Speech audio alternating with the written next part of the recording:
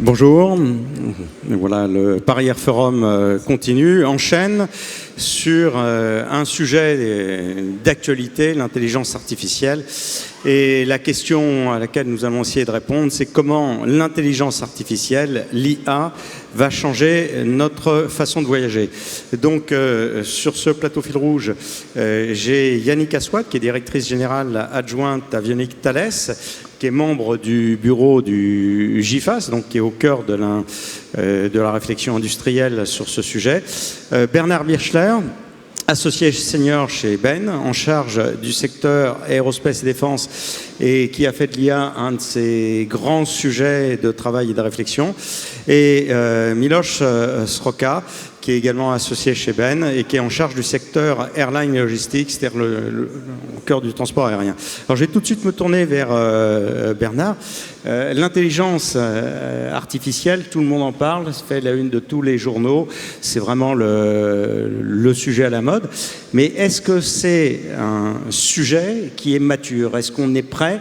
Où est-ce qu'on en est? Comment ça va impacter nos vies? Est-ce que c'est pour demain matin, dans 5 ans, 10 ans?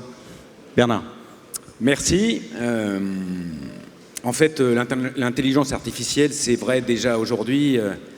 30% des entreprises américaines déclarent utiliser des IA génératives ou ChatGPT, qui est le nom qu'on utilise quasiment maintenant toujours. 3% des Américains l'utilisent continuellement, journellement.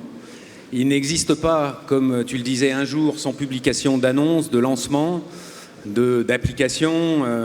On se rappelle tout début juin Carrefour qui a annoncé une application qui propose des recettes de cuisine et les compléments pour pouvoir la réaliser. La banque Morgan Stanley qui a annoncé le lancement d'un assistant pour ses dizaines de milliers de conseillers. La grande consommation ou les secteurs industriels. L'utilisation et le développement de l'intelligence artificielle dans la défense et l'aérospace, c'est pas un sujet nouveau. Ça a commencé dans la défense avec le développement d'applications qui permettent l'analyse massive de données, la reconnaissance d'objets, l'identification de situations anormales, la génération d'alertes, voire de contre-mesures. Ça s'est ensuite propagé dans l'aviation commerciale et je pense que Yannick va développer ce point juste après. La nouveauté vient aujourd'hui des IA génératives qui apportent des fonctions que les autres intelligences artificielles n'apportaient pas, soit de synthèse, de génération d'images, de génération de textes ou des générations de lignes de code si on parle de développement informatique, qui vont créer les prochains grands changements. Et bien évidemment qui apportent aussi une évolution dans l'interface entre l'homme et le modèle. Il y a des entreprises pionnières dans l'aerospace and defense qui ont déjà lancé des services basés sur des IA génératives. Il y a Boeing qui vient de créer un assistant de design de pièces, c'était dans la presse récemment. Il y a plusieurs acteurs français de l'aerospace defense qui expérimentent des robots de génération automatique de code, de debugging, de tests applicatifs. Et il y a un certain nombre de compagnies aériennes, parmi lesquelles d'ailleurs Air India ou Air Baltic, qui lancent les premières applications d'interface client évoluée. Donc oui, c'est maintenant et ça va aller assez vite. Mais alors on est dans l'aviation, c'est un monde qui est très réglementé parce qu'il est très sécure. Combien de temps ça va prendre pour arriver et à quelle échéance notre façon de voyager va-t-elle être impactée par l'IA? Je vais me tourner vers Yannick Assouad. Bonjour à tous. Alors, Thales travaille depuis déjà de longues années, une dizaine d'années, sur l'intelligence artificielle. On a environ 2000 algorithmiciens qui travaillent sur ces systèmes chez Thales. Donc, clairement, un domaine de développement pour nous.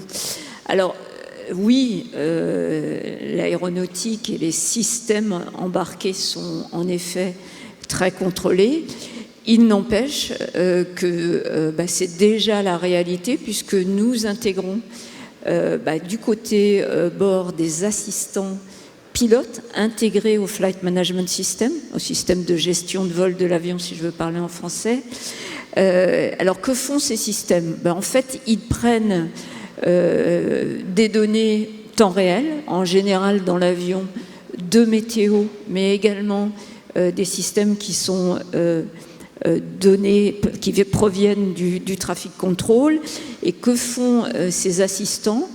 Ils analysent en temps réel des what if, de manière à précalculer des trajectoires pour le pilote et à terme, quand les avions seront connectés à l'ATC, à les pré-négocier avec l'assistant contrôleur qui a exactement le même rôle du côté du trafic aérien, qui va lui avoir des données de trafic complètes, mais en plus des données de l'aéroport et de la capacité de l'aéroport qu'une tour va contrôler en particulier, de manière à pouvoir discuter avec l'assistant du côté pilote et pré-négocier des trajectoires et simplifier ainsi le travail à la fois du pilote et du contrôleur, tout en optimisant le système complet, en l'optimisant de deux manières, optimiser les trajectoires, on en parle beaucoup, on a parlé de réduction de CO2 dès l'ouverture ce matin, on sait qu'à peu près 10%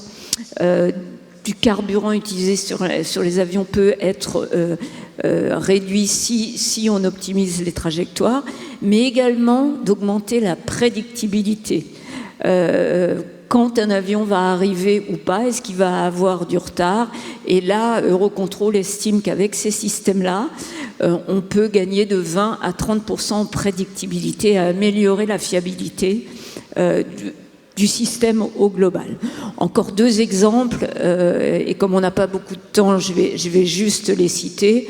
La maintenance prédictive est déjà utilisée depuis un certain temps dans notre système, de manière à éviter des pannes et à plutôt les prévenir, là aussi pour augmenter la fiabilité du système. Et puis enfin, mais je crois qu'on va y revenir, toute l'analyse des données passagers que beaucoup de compagnies aériennes commencent à utiliser de manière à adapter leurs services dans l'avion à partir d'une base de données extrêmement importante et voir ce dont les passagers ont besoin, quelle typologie de passagers l'airline a et comment elle peut adapter son service en cabine.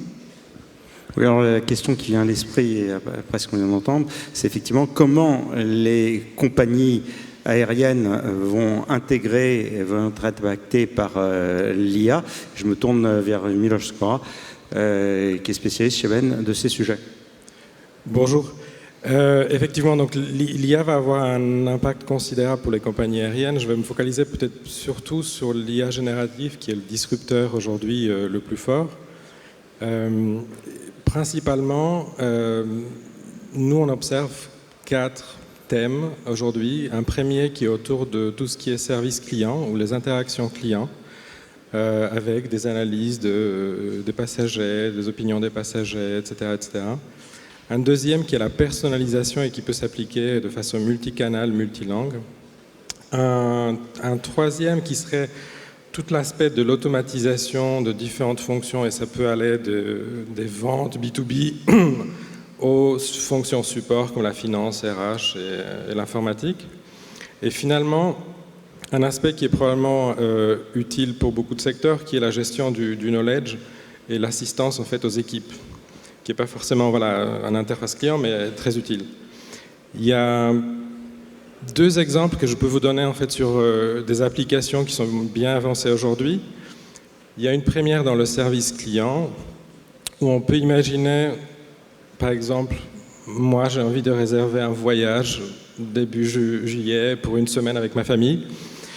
Et je peux passer par un assistant ou un agent virtuel qui pourra m'accompagner en fait dans le choix de la destination selon ce que mon profil dit sur moi, sur mes habitudes, me proposer différents vols, ce qui me convient le plus. Et donc je peux faire tout mon parcours de réservation de mon billet de façon relativement interactive.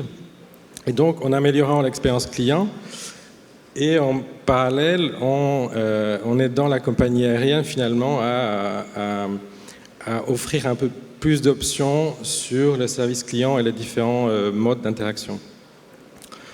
Prenons un autre exemple qui est très intéressant aussi, c'est l'aspect de la personnalisation, notamment dans le marketing digital. Imaginons par exemple Bernard est un client fidèle d'une compagnie aérienne, il adore le golf. Et cela fait très longtemps qu'il n'a pas été en Irlande. Et comme par hasard, la compagnie aérienne cherche à augmenter le remplissage des avions vers Dublin. Et on peut rapidement générer un email ou une communication à Bernard en lui proposant en fait cette offre avec un ajustement ou un ciblage vraiment individualisé sur un billet pour lui à Dublin. Tout cela, on peut le faire en secondes avec les technologies génératives IA, ce qui est juste impossible en fait avec n'importe quelle agence marketing humaine. Donc voilà, il y a 2 exemples qui démontrent en fait le potentiel de la technologie. Il y en a plein d'autres. En fait, cette technologie, elle peut s'appliquer à tous les domaines d'une compagnie aérienne. Et après, chaque compagnie va faire son choix et sa stratégie de comment adopter en fait la technologie et l'impliquer un peu plus fortement. On voit comment ça va impacter le transport aérien, mais donc il y a des entreprises qui travaillent à intégrer cet impact, mais comment l'IA va les impacter elle-même. Et donc là, Yannick Assouad, est-ce que Thales est impacté par l'IA ou est-ce que c'est seulement un service externe ? Non, clairement, ça changera tout à fait nos processus de développement. On a parlé de génération de code automatique, de simulation de tests, de contrôle qualité qu'on fait même manuellement, qui pourrait être largement simplifié, par exemple grâce à l'IA générative en créant des codes de contrôle spécifiques. Donc on peut imaginer qu'il y a plein de fonctions dans l'entreprise qui vont travailler différemment grâce à l'IA générative. L'IA générative, comme on l'a dit tout à l'heure, c'est une IA qui est basée sur l'utilisation de bases de données qui génèrent des textes et des images. Et le grand défi de l'IA générative, vu par Thales, c'est qu'il faut faire tout ça, surtout dans les métiers qui occupent Thales, il faut faire tout ça en sécurisant notre technologie, nos produits, voire notre stratégie. Donc l'utilisation potentielle de l'IA et l'utilisation du plein potentiel de l'IA génératrice nécessite qu'on le fasse avec une notion de confiance associée à ça. Donc dans la confiance, il y a la cybersécurité, mais il y a également d'où proviennent les données. C'est pour ça que Thales développe une approche True AI avec des lignes directrices autour de l'éthique.